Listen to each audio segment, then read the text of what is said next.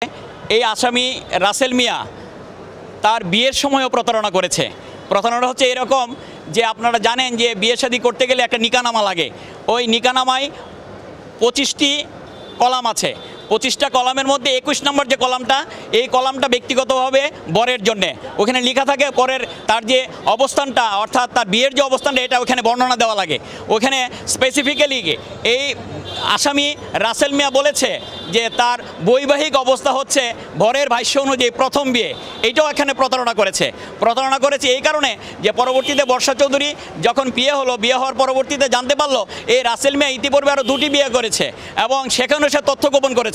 অর্থাৎ এই আসামি রাসেল মিয়া বর্ষা চৌধুরীকে বিয়ে করার সময় তার প্রতারণার আশ্রয় নিয়েছে, অসৎ উদ্দেশ্য প্রণোদিতভাবে সত্য গোপনে মিথ্যার আশ্রয়ে এই রাসেল মিয়া এই ভিকটিম বর্ষা চৌধুরীর মনটাকে অন্যভাবে প্রতারণামূলকভাবে জয় করে সে বিয়ে করেছে এবং 10 লক্ষ টাকা তাকে কাবিননামা দিয়েছে। পরবর্তীতে আমরা যখন নিকানামা উঠিয়েছি, নিকানামাতে আমরা দেখতে পেলাম যে এখানে বরের ভাষ্য অনুযায়ী তার প্রথম বিয়ে। এটা মোটেও সত্য নয়। এখানে আপনারা জানেন যে 1898 সালের যে ফৌজদারি কার্যবিধি আইন আছে, এই ফৌজদারি কার্যবিধি আইনের যে 565টা যে ধারা আছে, তার মধ্যে একটা 20তম একটা অধ্যায় আছে। সেই অধ্যায়ে বৈবাহিক অবস্থা সম্পর্কে স্পেসিফিক্যালি একটা চ্যাপ্টারই আছে। ওই চ্যাপ্টারে স্পেসিফিক্যালি এই যে রাসেল মিয়া যে তাকে সে প্রতারণামূলকভাবে অসাধুভাবে তার যে মনের সরলতার সুযোগ নিয়ে এবং আমার যে ক্লায়েন্ট তার সরলতার সুযোগ নিয়ে একজন অ্যাসিড দগ্ধ একজন ভিকটিমকে তার সহজ সরল মনকে পুঁজি করে যেভাবে প্রতারণার প্রশ্রয়ে তার বিয়ের সম্মতি আদায় করেছে, এটাও একটা ফৌজদারি অপরাধ করেছে। যেই অপরাধের দায় কোনোভাবেই রাসেল মিয়া আসামি এড়াতে পারে না।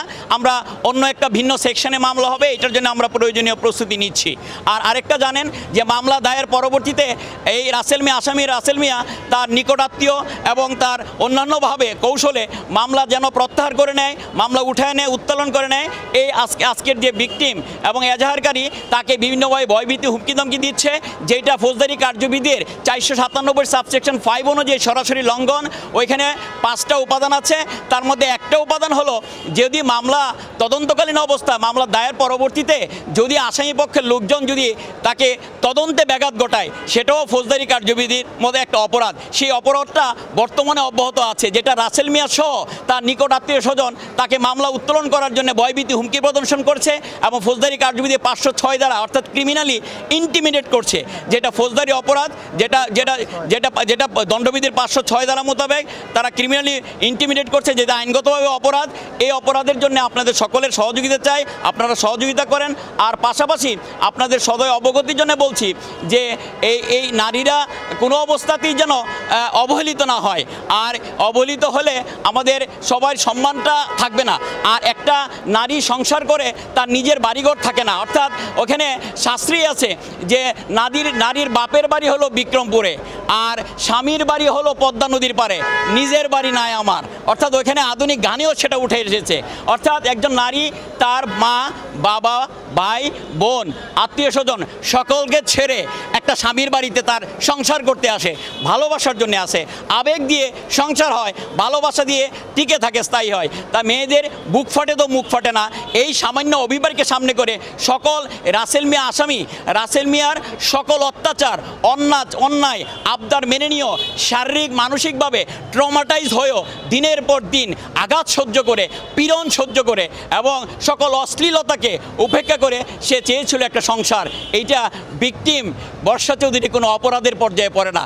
এই অপরাধটা যে করেছে, যাকে নির্যাতন করেছে, শারীরিকভাবে পীড়ন করেছে, তাকে যেন সর্বোচ্চ বাংলাদেশে প্রচলিত সর্বোচ্চ শাস্তি অর্থাৎ নারী ও শিশু দমন আইনে 11 গ অর্থাৎ যৌতুকের জন্য মারধর করার অপরাধ, সেটা যেন সর্বোচ্চ শাস্তিরা হয় এবং রাসেল মিয়া যেন একটা দৃষ্টান্ত হয়ে থাকে অন্যান্য অপরাধীদের ক্ষেত্রে।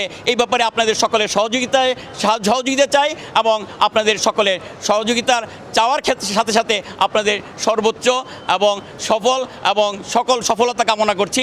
এই রাসেল মিয়ার বিরুদ্ধে গত 19/9/2024 তারিখে ঘটনাকে কেন্দ্র করে 21/9/2024 তারিখে সবুজবাগ থানায় একটা মামলা দায়ের করেছে।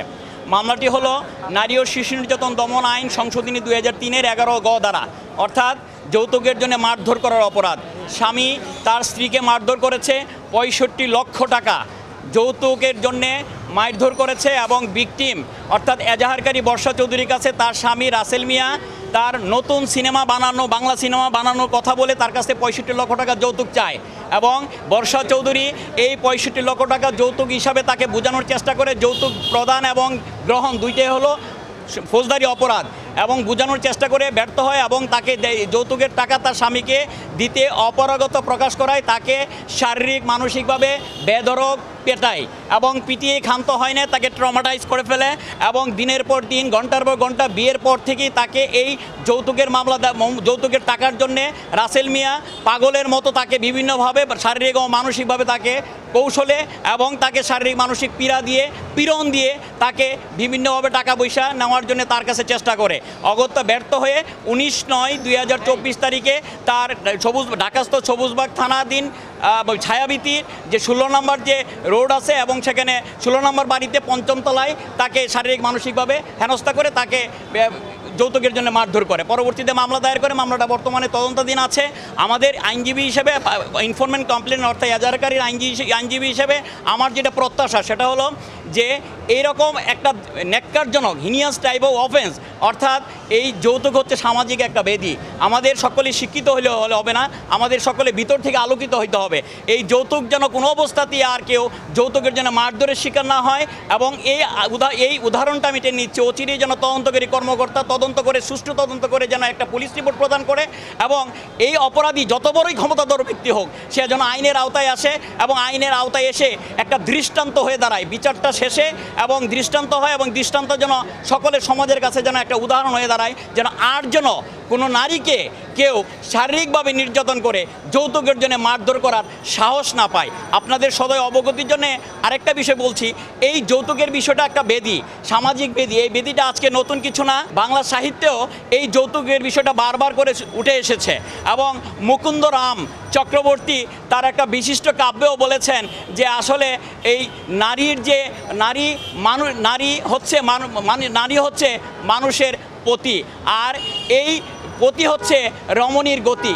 এখানে যে কথাটা বলা হচ্ছে সে আমাদের মানদাদা আমলের আগের যে এই পতি হচ্ছে রমণীর গতি, এই থেকে আমাদের বেরিয়ে আসতে হবে। আমাদের অভিযোগটা হচ্ছে যে নারী ও শিশু নির্যাতন দমন আইনের 11 গড়ধারা, এই 11 গড়ধারা সর্বোচ্চ শাস্তি হচ্ছে 3 বছর এবং আমরা চাই যে police after the completion of investigation এবং ট্রায়ালের মাধ্যমে আমরা সর্বোচ্চ শাস্তি যেন কামনা করি এবং এইরকম যেন আর রাসেল মিয়ার মতো দ্বিতীয় রাসেল যেন আর এই বর্ষা চৌধুরীর মতো এরকম আর্টিস্টকে শারীরিক মানসিক নির্যাতন করে যেন কোনোভাবেই 65 লক্ষ টাকা কেন 65 পয়সাও যেন কোনো অবস্থাতে আর যেন এই যৌতুক চাওয়ার নামে শারীরিক মানসিক নির্যাতন যেন না করতে পারে এবং আপনাদের সাংবাদিক ভাইদের সকলের সহযোগিতা আমি কামনা করছি।